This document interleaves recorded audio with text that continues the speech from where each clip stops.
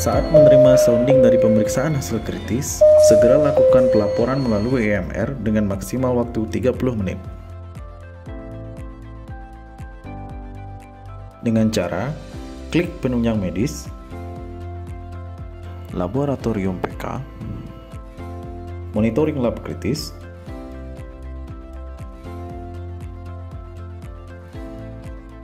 cari data pasien dengan hasil lab kritis,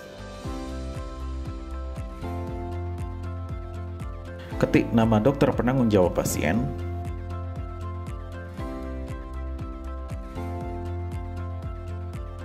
kemudian klik laporkan. Lakukan pengkajian kondisi pasien dan kumpulkan data yang akan dilaporkan, riwayat alergi, dan riwayat pengobatan pasien yang telah dilakukan. Lakukan teknik komunikasi efektif secara verbal atau via telepon.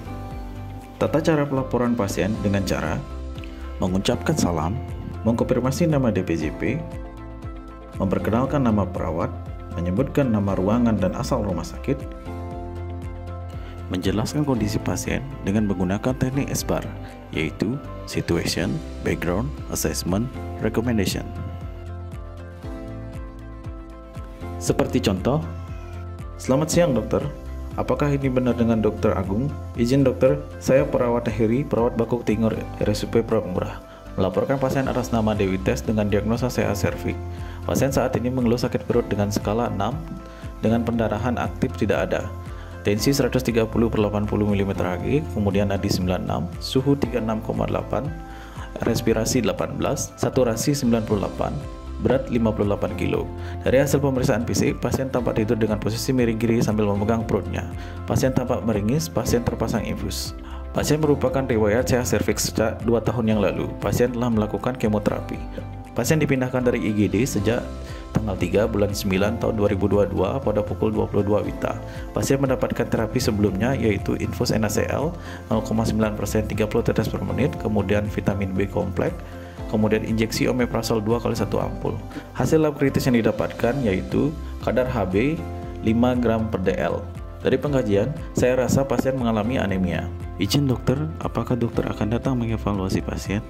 Apakah ada instruksi yang akan diberikan sebelum dokter ke sini? Setelah instruksi diberikan, tulis kembali apa yang diberikan oleh dokter, kemudian bacakan kembali, kemudian lakukan konfirmasi kembali. Seperti contoh, izin dokter, saya catat instruksinya ya dok. Maaf dok, saya akan baca ulang instruksi yang dokter berikan, yaitu paracetamol ekstra 750 mg diberikan secara oral. Apakah sudah betul dok instruksi yang telah saya bacakan? Jika ada instruksi dengan obat berupa sound alike, harus dilakukan konfirmasi dengan format fonetik alfabet. Kemudian, lakukan pendokumentasian komunikasi efektif Tulbakon pada EMR menggunakan teknik SBAR, yaitu menyampaikan situasi, background, assessment, dan rekomendasi yang akan diusulkan. Dengan cara klik EMR, kemudian klik rawat inap, pilih instalasi rawat inap yang diinginkan, pilih ruangan yang diinginkan,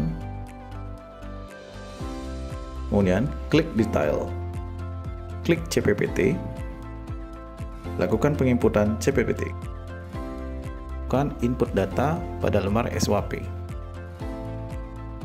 Setelah data diisi, pada data subjektif diisi dengan situasi yang terjadi pada pasien saat itu.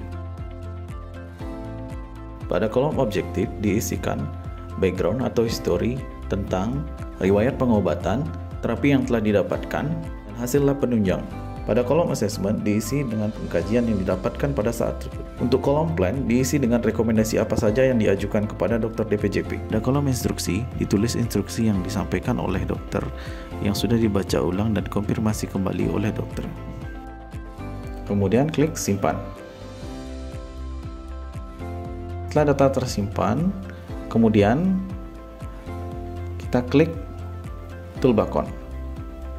Nah, setelah diklik, kemudian kita scroll ke bawah, kemudian kita masukkan yang memberi adalah dokter yang memberikan instruksi. Jadi ditulis di sini yang adalah nama dokter yang memberikan instruksi.